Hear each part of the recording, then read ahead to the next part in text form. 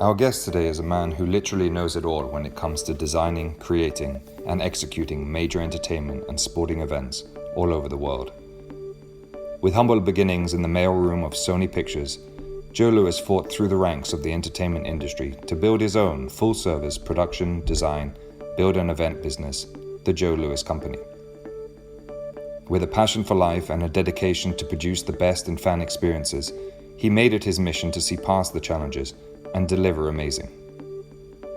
With his industry now struggling to cope with the effects of the global pandemic, IIFX caught up with Jim at his home in LA to discuss the future and how he thinks we will be able to return to work, play, and spectate. Hi there, Joe. How are you doing?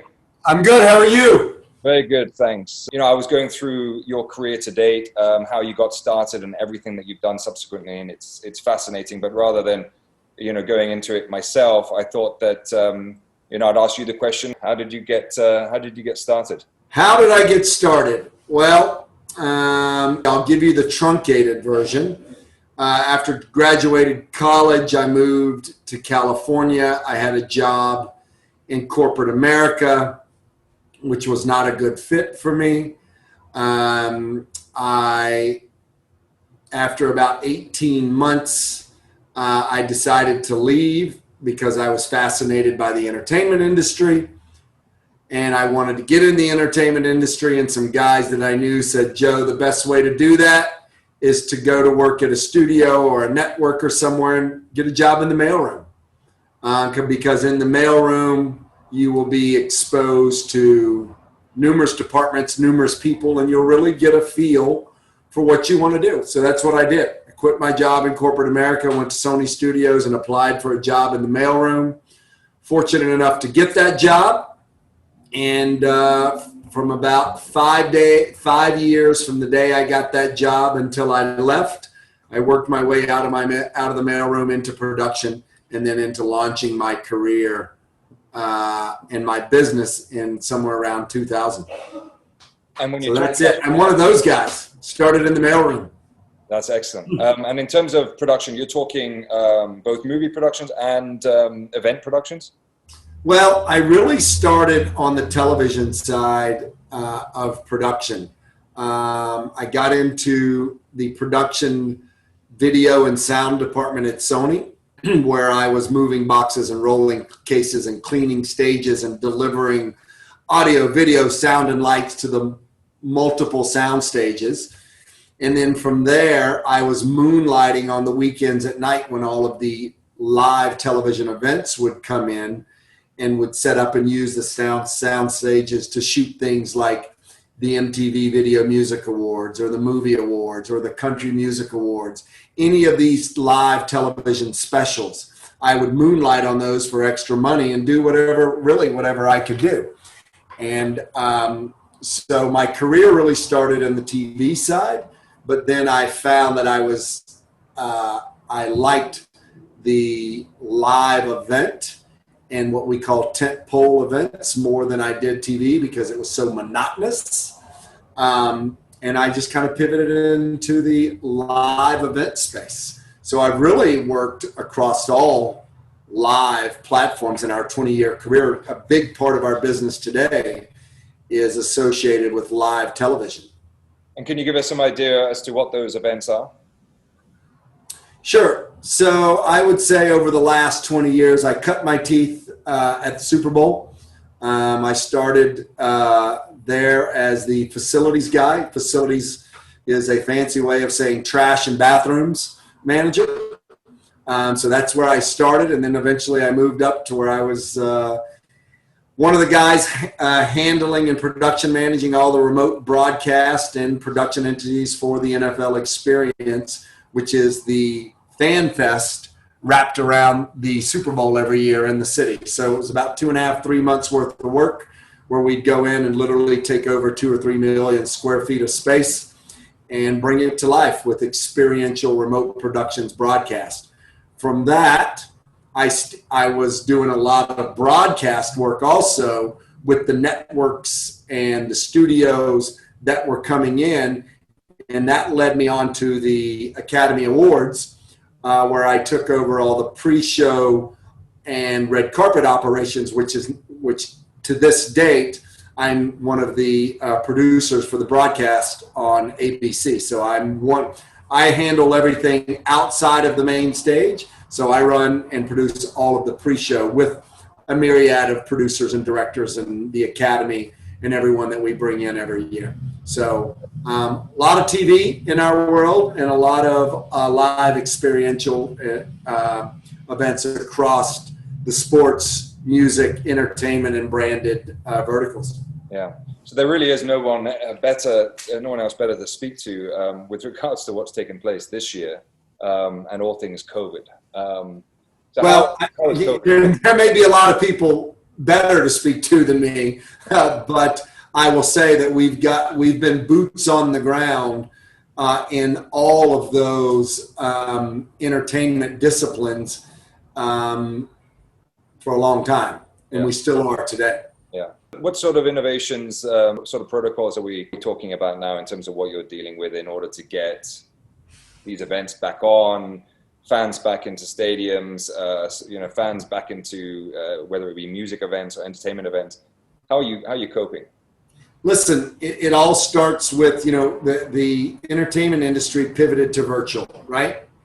Define virtual any way you want, because there's a lot of virtual out there. But that was the first step, right? The first step was the world needs entertainment. We have to be able to reach that audience, and how are we going to do it? And that was via the virtual mechanism. And, that is either high production value or via your standard fare of Zooms like we're on, or any other virtual meeting mechanism that's out there, the GoToMeetings of the world, the Microsoft 360s of the world. So any of those platforms utilized. So that was the first step. Once they got that, everyone realized what that first step was. Then it went to drive-ins, right? And from drive-ins, the experiential expanded from drive-ins to drive-throughs in no certain order, right? All of that began to happen. And that paved the way for where the industry is going now, which may be starting to allow some fans, be it an invited audience or a tested or cleared audience, which is what I think you'll see. So all of that was a prelude to where we are going. And I don't think we're done yet. Depending on where you are in the world, you may have more flexibility to engage fans in real life than in other parts of the country. So I think network studios, productions are determining what's important to them and their risk tolerance, right, on what they're willing to do. And everyone has a different opinion on what that is. And then in terms of your involvement in the Institute, in IIFX, can you tell us a bit more about how that's sort of helping to come up with solutions, and certainly with reference to the Return to Work Play and Spectate task force? Yeah, listen, I think there's two things that the Institute does, right? As an organization, we talk about the challenges of adapting and innovating in the health and safety security operation, right? That is in the live sports, music, and entertainment fields. And that stretches all the way across to festivals, to fairs, to anything that you define as entertainment, because entertainment is pretty broad now, right? So this is a collective of industry leaders that get together once every couple weeks, if not more frequently, and we talk about the challenges. And we try to address those challenges in a meaningful way that maybe these can be implemented or at least inform a broader audience. Everyone brings their own unique perspective, right? If it's a venue operator, venue owner operator, a coach, head of security, head of operations, head of entertainment, head of food and beverage, whatever it is, at the professional, collegiate, high school levels. We all get together and talk. We are physician-led and physician-directed. We have a lot of really smart people on our teams that are providing guidance. And no one gets stuck on the now, right? Because it's not about, as much as it is about the now, it's really about where we're going. So I bring a unique perspective from the entertainment space, right? Because we are doing live, episodic entertainment, right? As well as sports and music. So for us in March, myself along with 4 other like-minded industry veterans, we started an organization called Entertainment Industry Response. What we are focused on is we're focused on COVID compliance and testing to get the entertainment industry back to work.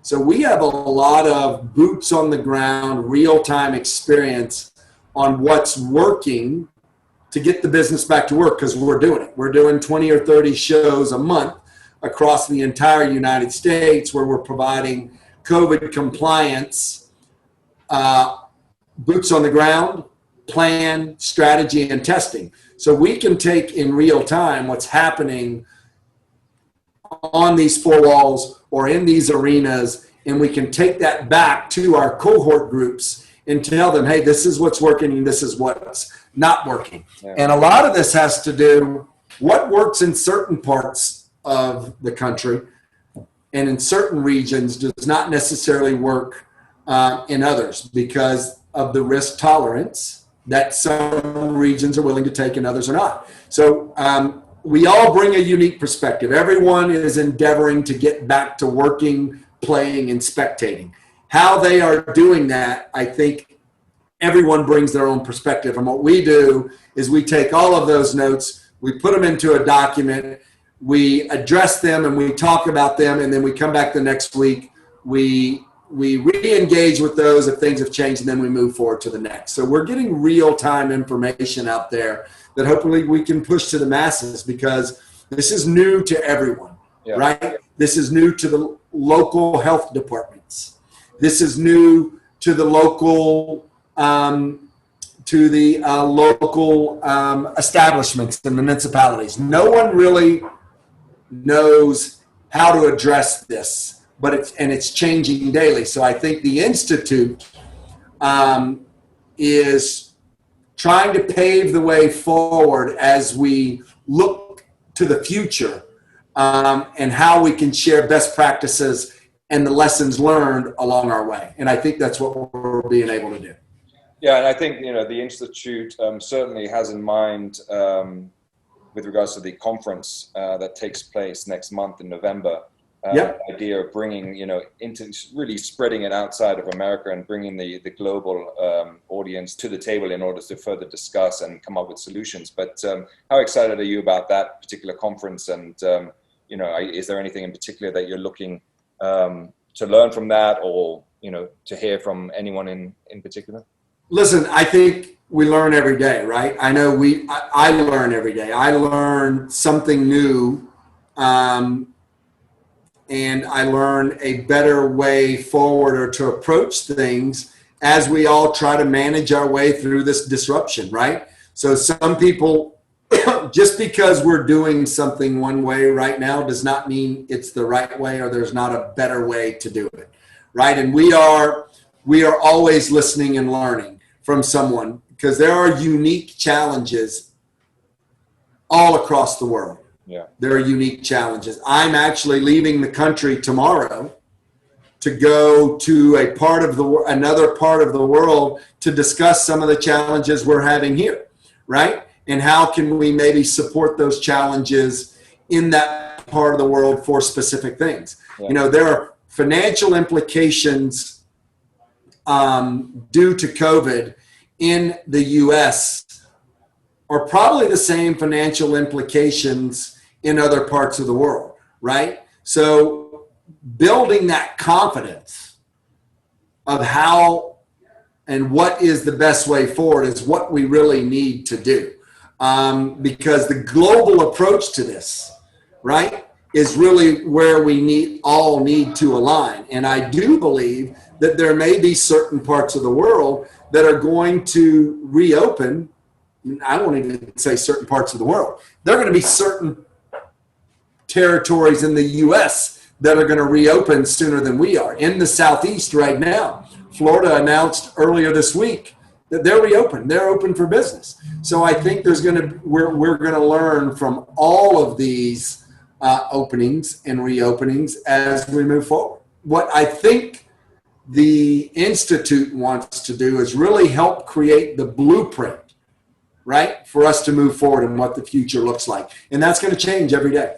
It's fascinating stuff. And as you say, constantly changing. So what are some of the take homes that you're hoping, people who have registered for the conference will be able to take away from it? There's going to be a large panel of subject matter experts in this field that are going to be able to share their key learnings, right? I think we're going to discuss the challenges as well as the solutions on how to navigate things as we go forward, right? How do you implement what the new normal is going to be? What has worked? What has not worked?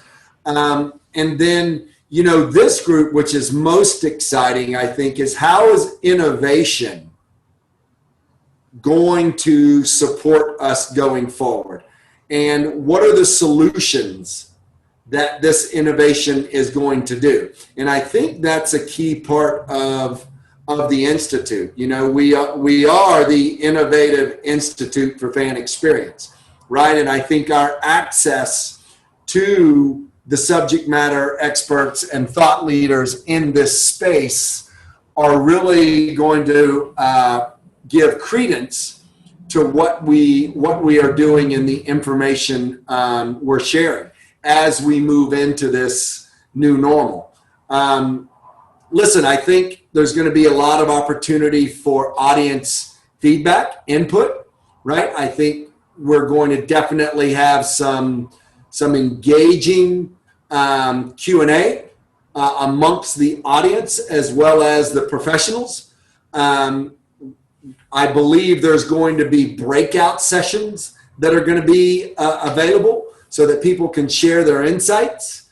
And I think that we're probably going to have, and I'm not certain where exactly we are with this, we're probably going to have a lot of people that are going to have some written as well as recorded testimonials on what's working. So, that along with all of the networking opportunities people are going to have in this new medium, I think will be quite useful and beneficial and informative for all the attendees. All right, Joe. Well, thanks very much for joining us to talk through all these various elements. Really looking forward to speaking with you again soon and to see you at the conference. But all the best with everything. Thank you very much. My pleasure. Anytime, Ross. Bye-bye.